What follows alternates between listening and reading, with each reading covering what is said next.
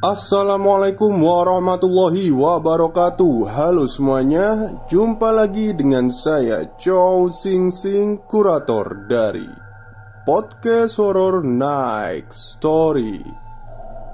Halo, apa kabar semuanya? Semoga kalian pada sehat semua ya. Dan seperti biasanya, pada malam hari ini saya kembali dan akan membawakan sebuah kisah mistis untuk kalian semua. Dan seperti biasa, kisah mistis kali ini datang dari kiriman email. Namun narasumbernya tidak bisa saya sebutkan karena ceritanya ini sifatnya sensitif ya. Seperti apa kisahnya? Mari kita simak. Selamat malam Mr. Chow Sing Sing. Kita bertemu lagi dalam sebuah tulisan. Sebetulnya tulisan ini sudah saya tulis sejak lama. Namun baru sekarang saya beranikan diri untuk kirimkan ke Podcast Horror Night Story. Kali ini saya akan menceritakan tentang kisah yang mungkin agak sedikit jauh dari kisah horor tentang hantu atau tempat angker.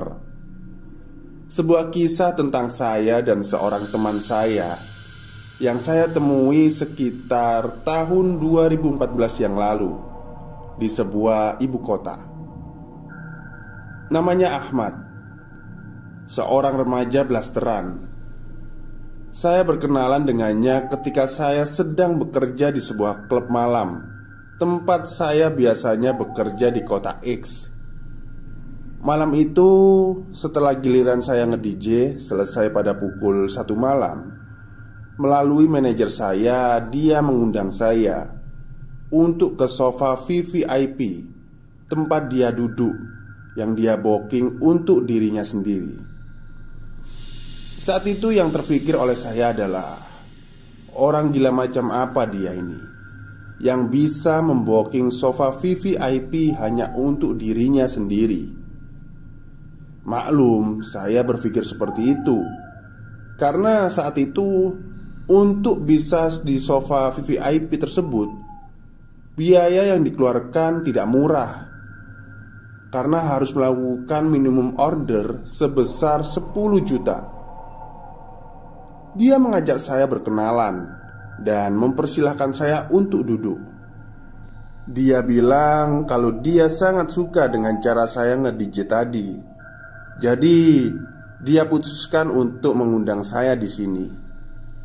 Setelah ngobrol banyak dengannya, saya banyak dibuatnya terkagum-kagum. Wajah tampan, blasteran, dan perawakannya memang nampak seperti remaja yang baru saja berusia sekitar 20 tahunan. Namun wawasannya sangat luas. Dia banyak tahu soal berbagai hal, khususnya soal sejarah. Dia fasih berbahasa Prancis, Inggris dan Belanda, Sunda dan Mandarin.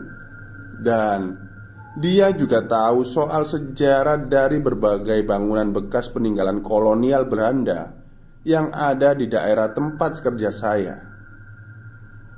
Saat saya ke toilet, manajer saya langsung menemui saya. Saat itu dia bilang, "Ton, kamu closing nanti nggak usah nge-DJ ya. Biar nanti kawanmu aja yang gantiin dulu.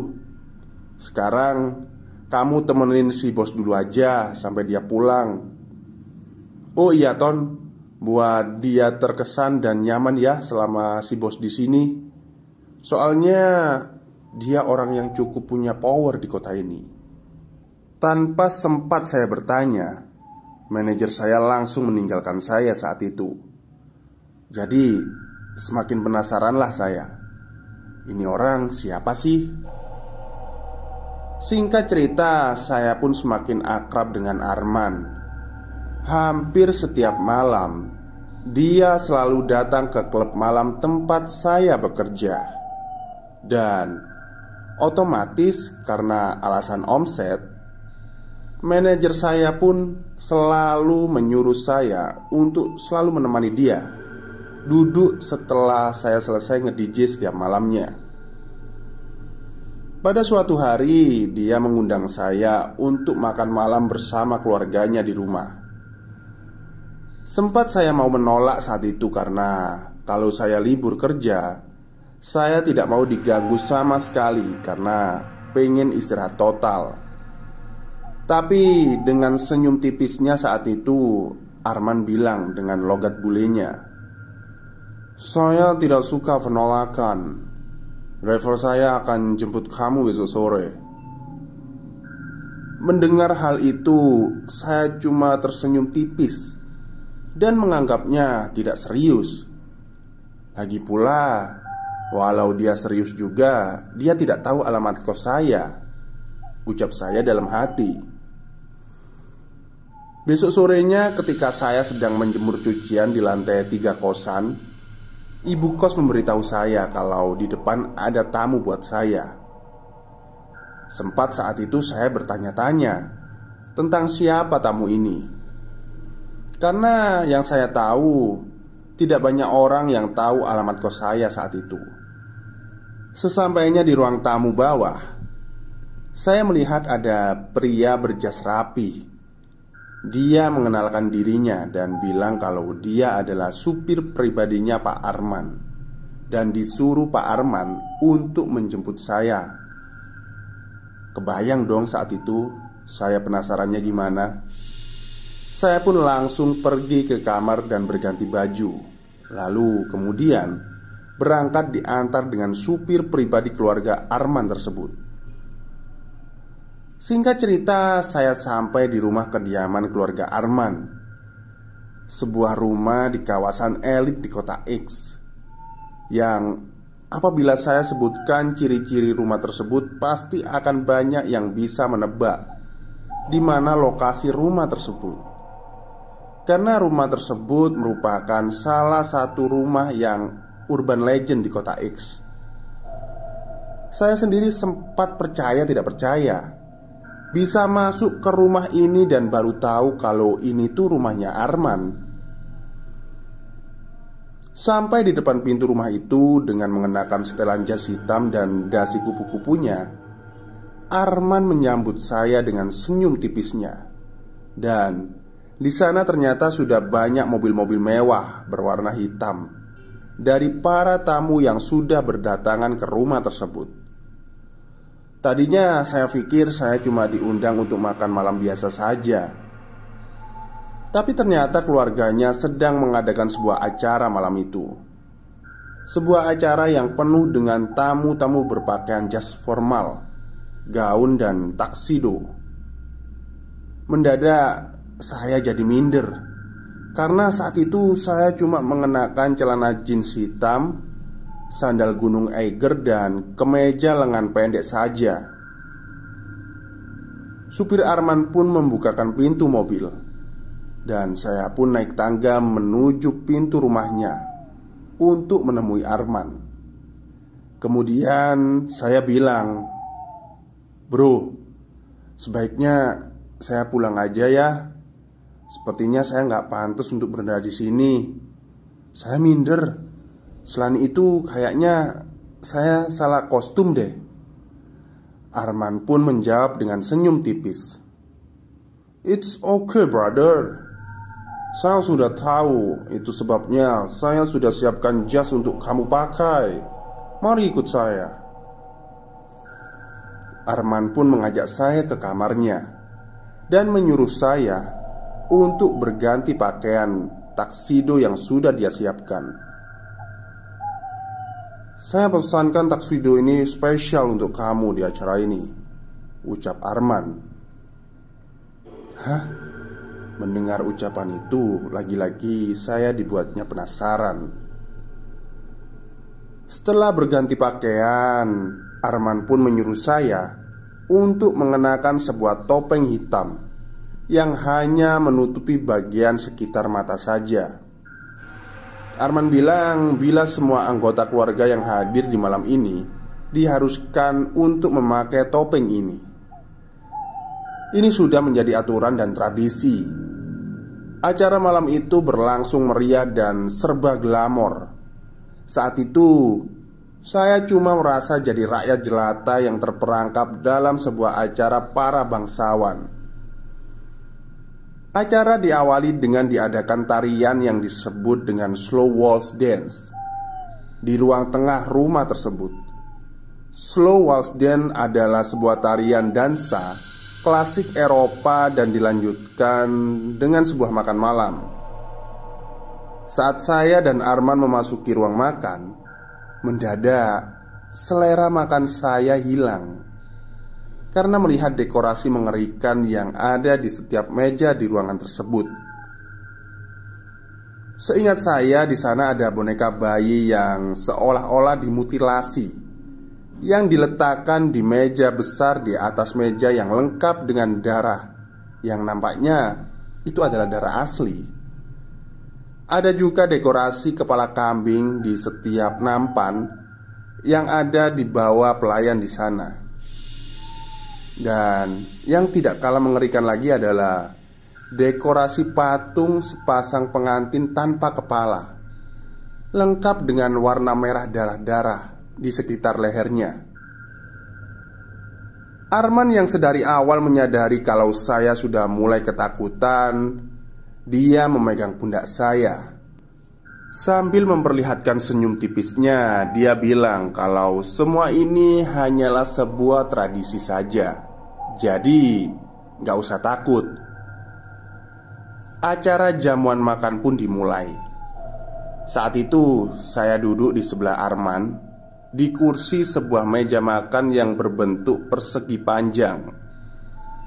Dalam ruangan tersebut terdapat 2 buah meja berbentuk persegi panjang yang sudah diisi oleh para tamu di sana. Sebelum acara makan dimulai, salah seorang yang duduk di ujung meja berdiri dan membaca sebuah doa. Doa apa itu? Entahlah, saya juga tidak tahu doa itu apa dan dari agama apa. Yang jelas setiap rapalan doanya terdengar seperti bahasa Latin kuno. Setelah pembacaan doa tersebut selesai, datang beberapa pelayan yang menuangkan sebuah minuman ke gelas wine masing-masing kepada para tamu. Setelah itu, para tamu langsung berdiri dan mengangkat gelas yang sudah terisi minuman masing-masing.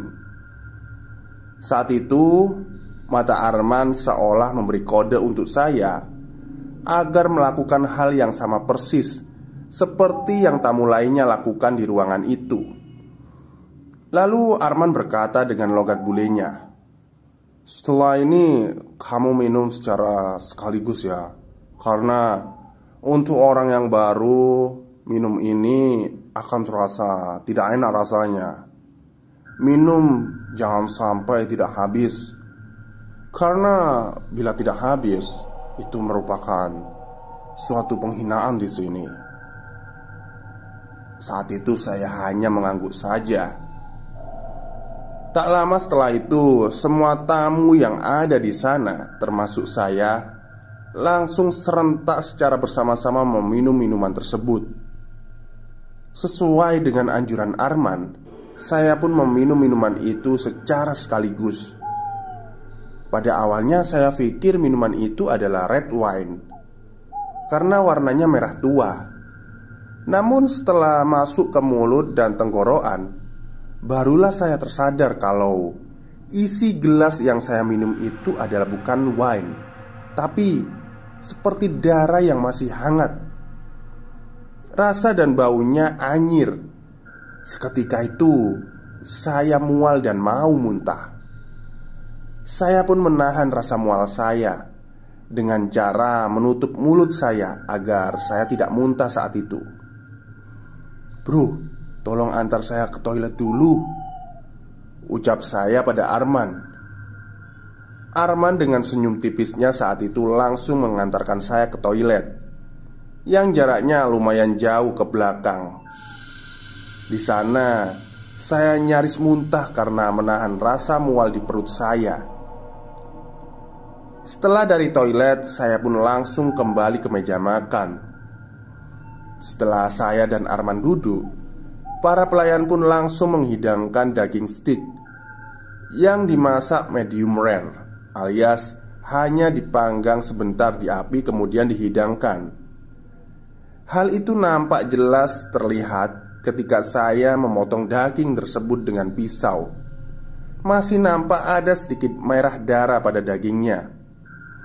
Meskipun enggan, saya pun harus memakan daging tersebut. Setelah acara makan itu selesai, saya, Arman, dan semua yang ada di ruang makan langsung menuju ke sebuah pintu besar yang terletak di salah satu ruangan tersebut. Ternyata pintu itu tertuju pada sebuah ruang bawah tanah yang sangat luas dan dengan desain seperti bangunan Eropa tempo dulu.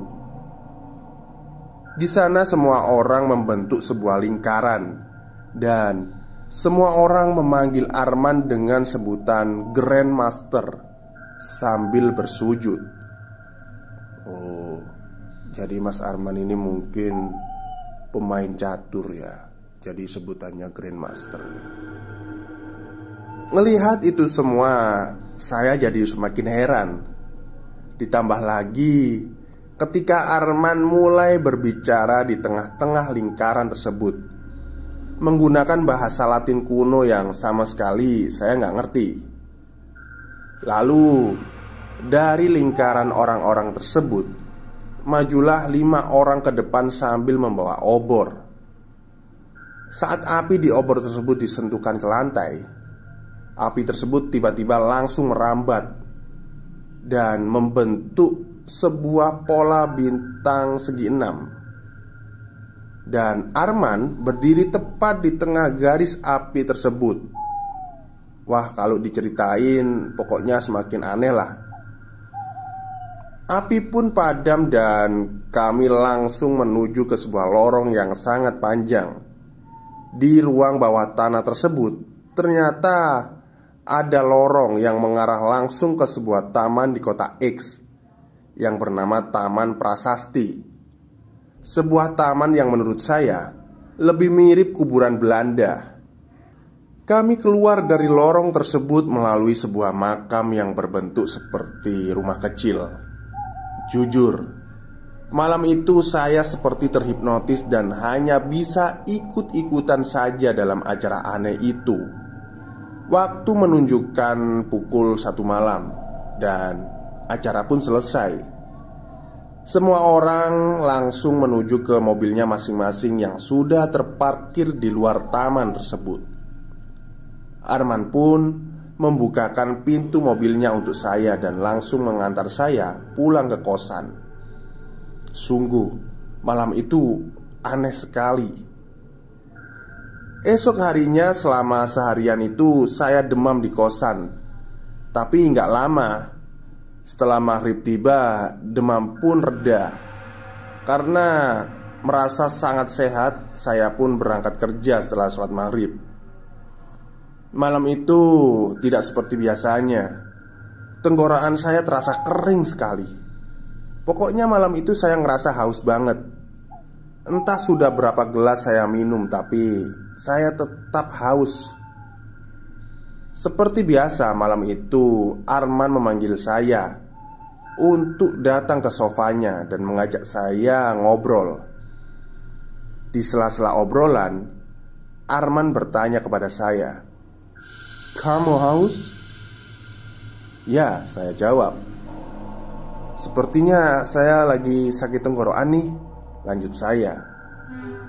Arman pun menuangkan sebuah minuman ke dalam gelas saya dan memberikannya kepada saya. Ketika saya meminumnya, mendadak saya langsung teringat dengan minuman yang saya minum kemarin di rumahnya Arman. Tapi entah kenapa rasa anyir dari minuman tersebut sekarang mulai terasa manis dan itu enak banget. Seketika rasa haus saya pun hilang. Melihat saya dengan meminum habis minuman tersebut, saat itu Arman dengan muka putih pucatnya tersenyum dan mengangguk. Dia langsung berkata jika orang biasa yang meminum minuman itu pasti akan langsung muntah. karena rasanya. Dan dia bilang kalau semenjak saya minum minuman tersebut kemarin malam, saya sudah menjadi salah satu anggota keluarganya. Kamu tahu apa yang kamu minum itu? Itu adalah darah manusia. Lebih tepatnya darah anak-anak yang berusia 17 tahun. Hahaha, ucap Arman kepada saya. Sambil mengangkat gelas minumannya, dia langsung berkata, "Welcome to the family." Saya pun bertanya tentang siapa sebetulnya dia. Kemudian dengan logat bulenya, dia bilang, "Saya Arman. Usia saya 20 tahun. Tetapi saya sudah sejak lama berusia 20 tahun."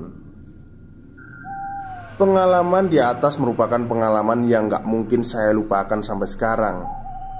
Usia saya sekarang 31 tahun. Tapi menurut orang-orang dan menurut semua keluarga saya malah nampak seperti orang yang berusia sekitar 24 tahun. Wajah dan perawakan saya nyaris gak berubah sama sekali. Hanya suara saya saja yang berubah menjadi agak berat. Wajah saya mungkin bisa membohongi semua orang, namun suara saya tidak. Bagi Mr. Chow Sing Sing yang sudah melihat wajah saya di Instagram dan mendengarkan voice note saya, pasti ngertilah. Apakah saya abadi? Apakah saya vampir? Saya juga tidak tahu. Cerita ini tentang mereka yang ada di sekitar kita tanpa kita sadari kalau mereka itu ada. Mereka berkomunikasi dengan berbagai simbol tanpa kita sadari kalau itu adalah simbol yang mengandung arti. Banyak orang-orang yang sering membicarakan keberadaan mereka, namun hebatnya mereka, orang yang membicarakan dengan lantang tentang mereka pasti langsung dicap sebagai orang gila, ngawur, atau sebagainya. Mereka menggabungkan hal mistis, ilmu pengetahuan, dan kekuasaan. Melihat saya meminum habis minuman di dalam gelas wine itu, saat itu Arman dengan muka putih pucatnya tersenyum dan mengangguk. Dia langsung berkata jika orang biasa yang meminum minuman itu, pasti orang tersebut langsung muntah karena rasanya. Dia bilang kalau semenjak saya minum minuman itu kemarin malam, saya sudah menjadi salah satu anggota keluarganya. Kamu tahu apa yang kamu minum? Itu adalah darah manusia. Lebih tepatnya darah anak-anak yang berusia di bawah 17 tahun, ucap Arman pada saya sambil mengangkat gelas wine-nya. Dia lalu berkata, "Welcome to the family." Saya pun bertanya tentang siapa sebetulnya dia. Kemudian dengan logat bulenya, dia bilang, "Saya Arman. Usia saya 20 tahun.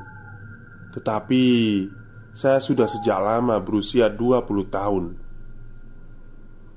Dari berbagai obrolan santai dengan Arman di lantai 28 sebuah gedung yang interior ruangannya memiliki desain dan patung-patung bernuansa Romawi, yang dari sejak tahun 2007 gedung tersebut ditutup dan terbengkalai kosong sampai sekarang, dikarenakan struktur bangunan itu miring. Di sana, di sebuah kursi yang menghadap keluar jendela, yang menghadap pemandangan langit malam yang sedang diterpa hujan deras dan kilatan cahaya petir. Dalam obrolan santai tersebut membuat saya perlahan tahu sedikit demi sedikit tentang sosok bernama Arman ini. Jadi, pada zaman dahulu, tepatnya pada tahun 1839, Arman pertama kali datang ke Indonesia, atau pada saat itu namanya masih Hindia Belanda, bersama kakaknya dan seorang priai dari Pulau Jawa. Ayah dari Arman ini merupakan seorang petinggi di Batavia, atau yang sekarang namanya Jakarta. Selama di Hindia Belanda, Arman dan kakaknya ini ditugaskan untuk membentuk sebuah kelompok persaudaraan dengan faham yang dia bawa dari kelompok yang sama yang ada di negeri Belanda. Sebuah faham tentang kebebasan berpikir yang beranggotakan para petinggi Hindia Belanda dan para elit pribumi. Banyak sekali kaum terpelajar dan elit pribumi yang menjadi anggota persaudaraan ini, yang pada akhirnya namanya tercatat dalam buku sejarah. Pada tahun 1849 terjadi pemberontakan di Batavia yang menyebabkan keluarga Arman harus mengungsi di suatu tempat untuk sementara waktu. Pada saat pemberontakan itu, kakak dan keluarganya yang lain tewas terbunuh, dan hanya menyisakan Arman serta ayahnya. Suasana saat itu makin memburuk, yang menyebabkan secara tidak langsung Arman dan seluruh anggota persaudaraannya terancam. Pada saat kondisi gawat tersebutlah datang seseorang berkebangsaan Jerman untuk membantu Arman dan anggota keluarganya yang lain. Orang tersebut berasal dari Bavaria, Jerman. Dia menawarkan sebuah jalan keluar pada Arman untuk menyelamatkan dirinya. Arman tidak menjelaskan lebih lanjut tentang kejadian detailnya. Namun yang jelas, semenjak saat itu dia selamat dan dia bisa hidup sampai sekarang. Dia pun tidak menua sama sekali. Dan sekarang dia memimpin kelompok persaudaraannya dengan faham yang baru, yang sedikit menyimpang dari faham sebelumnya. Namun, semenjak itu dia tak mau tampil di depan publik secara terang-terangan.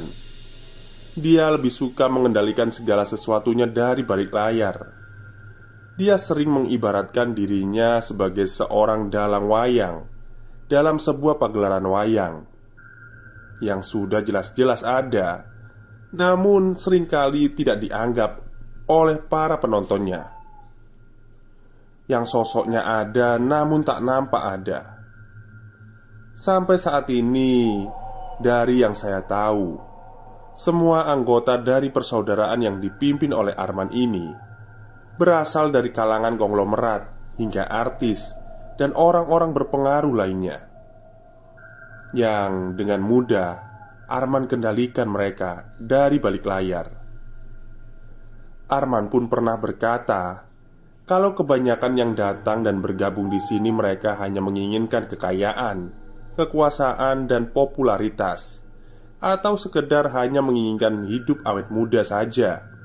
Dan tentu saja harus ada imbalan yang mereka harus lakukan untuk memperoleh itu semua. Arman sendiri merekrut saya sebagai bagian dari sekte ini karena kemampuan yang saya miliki. Jadi ternyata selama ini Arman sudah lama mengawasi saya. Dan ternyata Arman pula lah yang selama ini membuat saya secara tidak langsung menumbalkan sahabat saya sendiri di tempat saya bekerja dulu. Pertama saya sadar hal itu, jujur saya kaget. Namun nasi sudah menjadi bubur. Mau marah pun gak bisa, karena sekarang saya sudah tidak punya emosi sama sekali. Perasaan marah, sedih, atau patah hati semua saya ekspresikan dengan senyuman. Dan saya hanya bisa tersenyum saat tahu hal itu.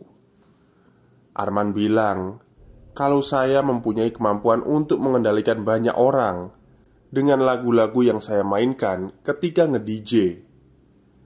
Saya mampu mengendalikan siapapun yang datang ke tempat kerja saya dan membuat mereka betah dan menghabiskan uang mereka untuk membeli minuman dengan flow lagu-lagu yang saya mainkan. Saya mampu memberikan makna dan pesan dari setiap lagu yang saya mainkan, yang membuat mereka seolah menjadi seperti sugesti yang mempengaruhi alam bawah sadar mereka, seperti halnya hipnotis.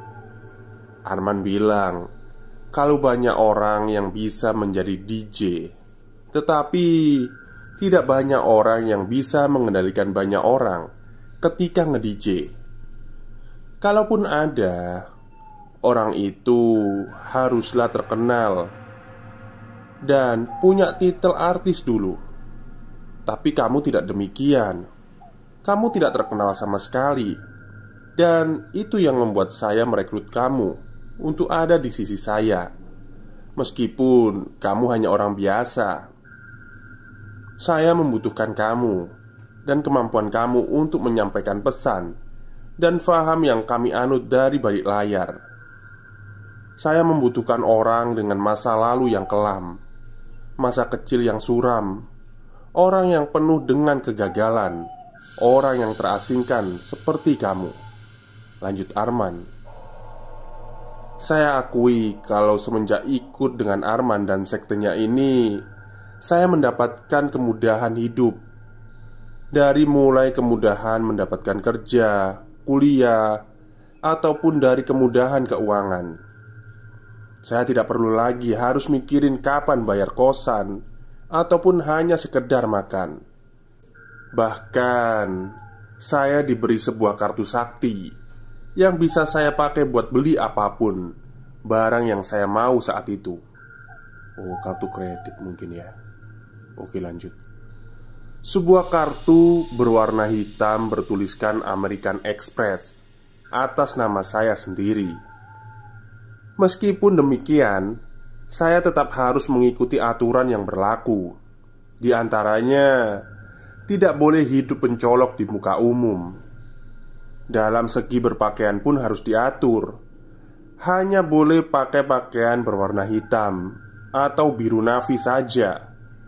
Dan ciri khas dari kami adalah alis mata sebelah kiri yang dicukur membentuk sebuah garis yang membelah alis tersebut. Dan semua kemudahan fasilitas di atas tentu saja tidak gratis. Ada harga yang harus saya bayar.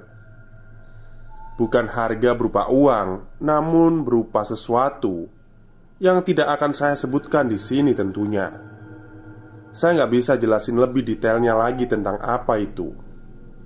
Selama bertahun-tahun bergabung dengan sekte ini, perlahan saya mulai terbiasa dengan ritual-ritual yang rutin diadakan setiap bulannya. Tidak beda dengan anggota yang lainnya di sini, saya juga harus minum darah manusia. Saya nggak tahu mereka dapatkan darah itu dari mana. Yang jelas, itu adalah darah dari anak laki-laki yang berusia tidak lebih dari 17 tahun.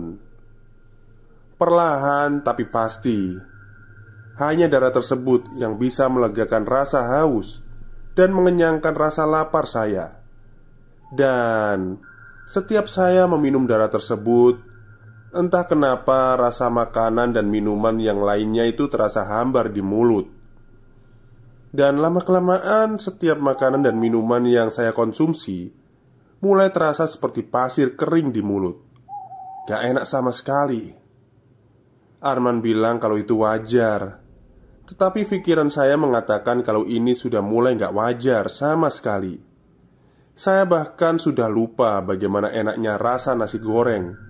Bahkan sesekali saya paksakan untuk makan makanan biasa selama seminggu dan tidak meminum darah dalam seminggu. Namun hasilnya saya malah sakit parah.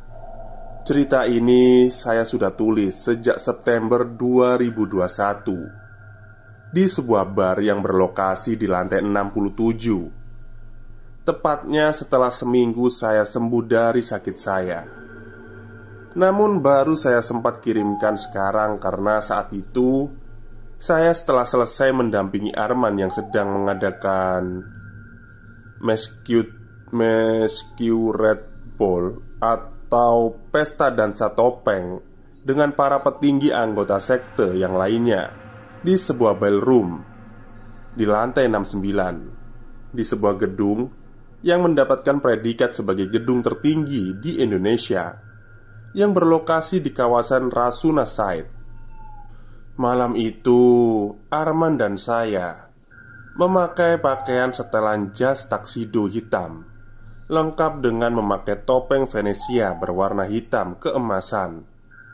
Dan di sela-sela santai pesta dansa topeng tersebut, Saya bertanya kepada Arman, bolehkah saya menulis sesuatu tentang hal ini? Tanya saya.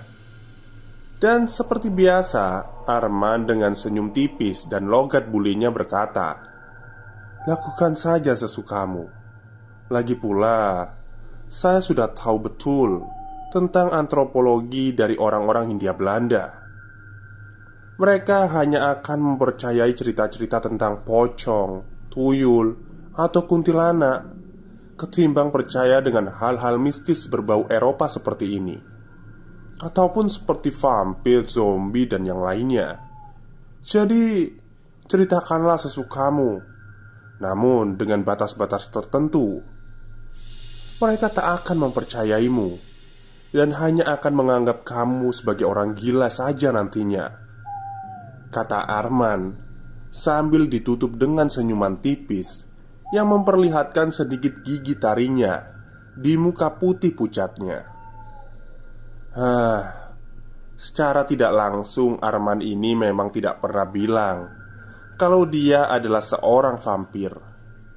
Tetapi karena dia sudah hidup sejak zaman dahulu dengan wajahnya yang masih terlihat muda sampai sekarang, disertai dengan gigi taringnya yang terlihat lebih panjang dari gigi taring manusia normal pada umumnya. Ya, saya menyimpulkan sekarang sederhana saja, kalau dia ini adalah seorang vampir. Ya masa iya lelembut. Oke, sekian untuk cerita pengalaman saya. Mungkin ini tidak akan terdengar seperti cerita horor pada umumnya, tapi bagi saya bisa melihat langsung sampai di sini. Juga itu sudah sebuah kehororan yang terhakiki. Catatan: tolong jangan sebutkan nama saya secara langsung dalam cerita ini. Biarkan saja para pendengar menebak-nebak tentang siapa yang menulis ini. Dalam cerita yang saya di atas sudah saya sebutkan beberapa petunjuk kalimat tentang siapa saya secara tidak langsung. Hanya pendengar setiap podcast ini saja yang bisa menebaknya. Oke, itulah cerita dari sekte ya. Sebelumnya saya pernah menceritakan cerita sekte ya, udah lama sih. Cuman ternyata ada kelanjutannya.